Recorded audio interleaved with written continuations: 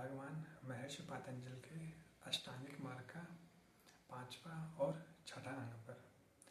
5वां अंग है हमारा प्रत्याहार, 6ठा अंग है हमारा धारणा। बाकी जो 4 अंगों की हमने पहले बात किया, यम, नियम, आसन और प्राणायाम, ये 4 हमारे हैं बाहरी, धारणा, ध्यान और समाधि। ये 3 है हमारे आंतरिक।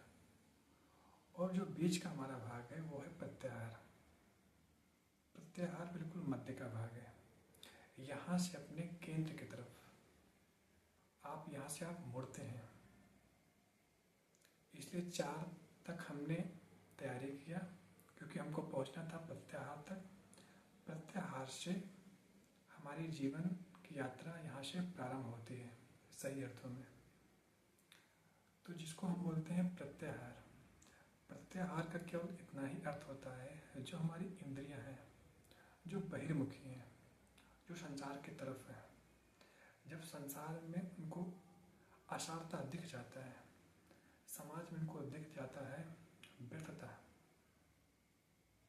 समाज में जब वो हर अनुभव से गुजर जाते हैं, उनको वो बोध, वो समझ आ जाती है, तो स्वतः जो हमारी इंद्रियां हैं वो स्वतः अंतर्मुखी हो जाती हैं। याद रखना, अंतर्मुखी करने के लिए आपको चेष्टा नहीं करना पड़ता है।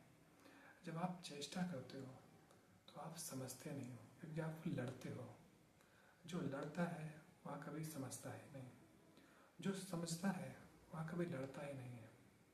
तो बस आपको उसकी आसारता दिख जाए, और जब आपको विषयों में रस मिलना बंद हो जाएगा, आपको उसमें विरस उत्पन्न होगा, तो स्वतः आपकी जो इंद्रियां हैं वो अपने केंद्र पर पुनः वापस वह अंतर्मुखी होने लगती हैं। अपने केंद्र की तरफ बढ़ना, यात्रा करना शुरू कर देते हैं। तो प्रत्याहार से आप उस समाधि, वो जो हमारा मंदिर है, उस मंदिर की तरफ आप प्रस्थान करते हैं। ये हमारा कहलाता है प्रत्याहार। और जो हमारा है धारणा, धारणा का केवल इतना ही अर्थ होता है धारण करना। किसी ऐसे व्यक्ति को, जो व्यक्ति ऑथेंटिक हो, प्रामाणिक हो, जो व्यक्ति उस पूर्णता को, उस समाधि को उपलब्ध हो गया हो, ऐसे व्यक्ति के पास बैठना, वही व्यक्ति आपको उस सत्य की तरफ, उस परमात्मा की तरफ आपको ले जा सकता है। याद रखना, जब मैं कह रहा हूँ आपको उस सत्य की तरफ, परमात्मा की तरफ ले जा सकता है, तो वही व्यक्ति ले जा सकता है जो व्यक्ति वास्तव में सत्य को, समाधि को उपलब्ध हो गया हो। फिर उसकी पहचान क्या है कि सही क्या है और गलत कौन है। क्योंकि संसार में 2 तरह के लोग होते हैं, अच्छे लोग भी होते हैं, बुरे लोग भी होते हैं। आप कैसे तय कर पाओगे सही क्या है और गलत क्या है। धारणा का मतलब होता है कि बिना पकड़े आप रह तो पाओगे नहीं, पकड़ना तो आपको पड़ेगा। क्योंकि मन की जो प्रवृत्ति होती है, जब तक आपके भीतर आपका चित्त है, आपकी वृत्तियां हैं, वो कुछ ना कुछ तो पकड़ेंगे।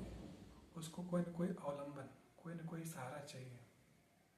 तो सहारा भी पकड़ना है तो आपको शुभ का पकड़ना है। ऐसे व्यक्ति को अपने जीवन में आपको धारण करना है, जो व्यक्ति शुभ हो, जिसके पास बैठकर आपकी चेतना को एक ऊंचाई मिलती हो, आपकी चेतना ऊपर की ओर उठती हो, उनका विकास होता हो, फिर तो वह इंसान प्रामाणिक है, वह व्यक्ति ऑथेंटिक है।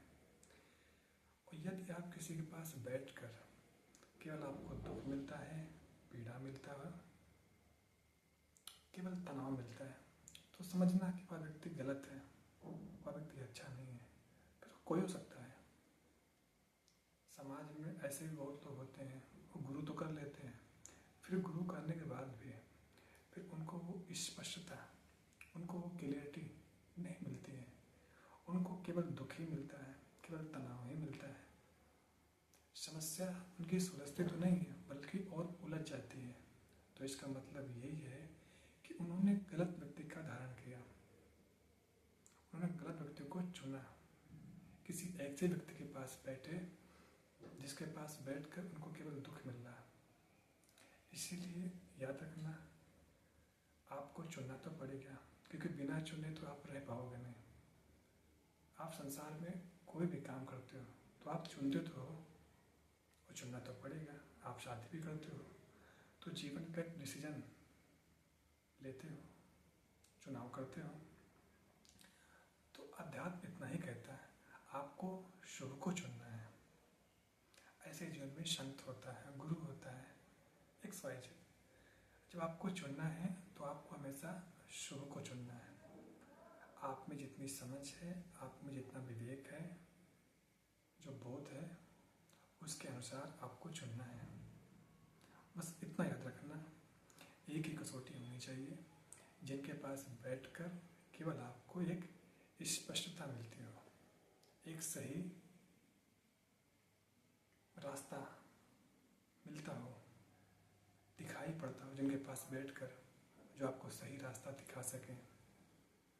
तो निश्चित है ऐसे व्यक्ति के पास बैठना। यदि आप किसी ऐसे व्यक्ति के पास बैठ रहे हो जिसके पास बैठकर केवल आपको वो इंसान मिस इन्फॉर्मेशन, केवल वो आपको गलत जानकारियाँ ही दे रहा है, वो केवल आपको गोल गोल केवल घुमा रहा है, तो ऐसे व्यक्ति के पास से उठना, तलाश करना, खोजना तो पड़ेगा। खोजना, बिना खोजे कोई इंसान कहीं पहुंचता नहीं है। हर इंसान को खोजना पड़ता है। आपको खोजना पड़ेगा, भटकना पड़ेगा, सही की तलाश करनी पड़ती है। ऐसा नहीं होता कहीं कोई बैठा हुआ है, आप कहीं जाकर पखट से आपने उसको धारण कर लिया और आपने उसको गुरु बना लिया। फिर गुरु बनाने के बाद फिर केवल जीवन में दुख और पीड़ा ही मिलती है, तनाव ही मिलता है। तो ऐसा नहीं है। गुरु कोई हो सकता है, आपकी माँ हो सकती है, आपके पिता हो सकते हैं, आपके भाई, आपकी बहन, आपके मित्र, संत, कोई हो सकता है। बस इतना याद रखना, जिसके पास बैठकर आपको स्पष्टता मिलती हो।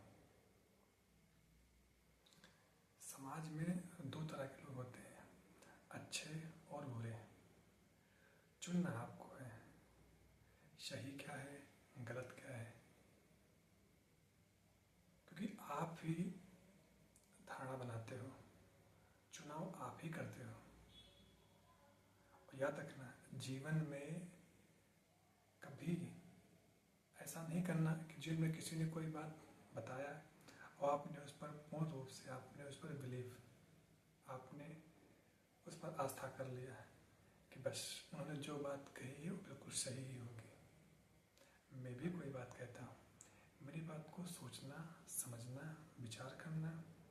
जब मेरी बातों को सुनकर आपकी ज़िंदगी में एक स्पष्टता मिलता हो तो सुनना, नहीं मिलता है तो जीवन में उसको छोड़ना और जीवन में आगे बढ़ना है। क्योंकि जीवन में आपको चाहिए स्पष्टता, और स्पष्टता ही आपको मुक्त करता है। जब तक आपकी ज़िंदगी में कोई सही स्पष्टता है ही नहीं तो फिर आप उलझते रहते हो, एक को छोड़ते हो, दूसरे को पकड़ते हो, दूसरे को छोड़ते हो, तीसरे को पकड़ते हो, केवल ऑब्जेक्ट को बदलते रहते हो। सही को चुनना है, और सही को आप तब चुन पाओगे जब आप खुद सही होगे। तो पहले तो आपको सही होना है, आपको बेहतर होना है, अपने भीतर उस बोध को जगाना है। फिर जब बोध जग जाएगा तो आप निश्चित है अपने बोध के अनुसार किसी ऐसे व्यक्ति को धारण कर लेना जो आपके लिए बेहतर हो, शानदार हो, जिसके आने से आपकी ज़िंदगी बेहतरीन हो सके, आपकी ज़िंदगी में शांति आ सके, आनंद आ सके। बस इसीलिए होता है, इतना ही काम होता है धारणा का। धारण करना, धारण तो आपको करना ही पड़ता है। संसार में बिना धारण के आप रह ही नहीं पाओगे। तो आज यहीं तक, मिलते हैं एक दूसरे वीडियो में एक दूसरे विषय के साथ।